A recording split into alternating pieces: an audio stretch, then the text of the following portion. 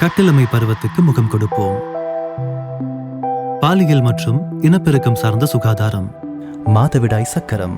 10 முதல் 19 வயது வரையான காலப்பகுதி கட்டிலமை பருவம் எனப்படும்.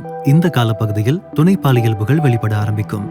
இந்த காலப்பகுதியில் எங்கள் உடலிலும் சிந்தனையிலும் மட்டுமல்லாமல் நாங்கள் எங்களுக்கு மற்றவர்களுடனான தொடர்பிலும் மாற்றங்கள் ஏற்படும். இந்த காலத்தில் பெண் பிள்ளைகளுக்கு மாதவிடாய் ஒரு புதிய அனுபவமாக இருக்கிறது. சமுதாயத்தில் பூப்படைதல், வயதுக்கு வருவது என அழைக்கப்படுவது இந்த முதலில் மாதவிடாய் ஏற்படுவதாகும். பருவமடையும் காலத்தில் பெண்கள் இனப்பெருக்க தொகுதி இனப்பெருக்கத்திற்கு ஏற்ப வளர்ச்சியடையும்.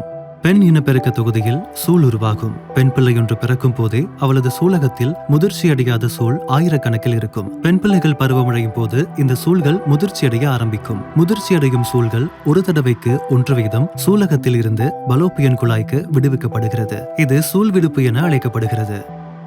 மாதவிடாய் சக்கரத்தின் முதல் வாரத்தில் ஈஸ்ட்ரோஜன் ஹோமோன் அதிகமாக சுரப்பதினால் கர்ப்பப்பையின் உட்சுவர் அல்லது எண்டோமெட்ரியம் தடிப்படையும்.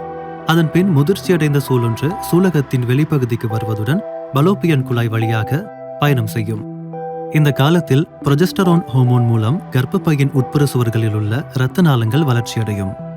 இப்படி கர்ப்பப்பையின் உட்புற சுவர் இரத்த நாளங்களினால் போஷிக்கப்படுவது சூலகத்திலிருந்து வெளியேற்றப்படும் சூழ் கருக்கட்டிய பின் வளரும் கருவுக்கு போசனை வழங்குவதற்கு உகந்த சூழலை உருவாக்குவதற்காகும்.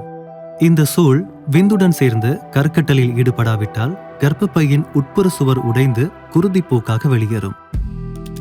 இது மாதவிடாய் எனப்படும். இது ஒரு சக்கர வடிவில் ஏற்படுவதால் மாதவிடாய் சக்கரம் எனப்படும்.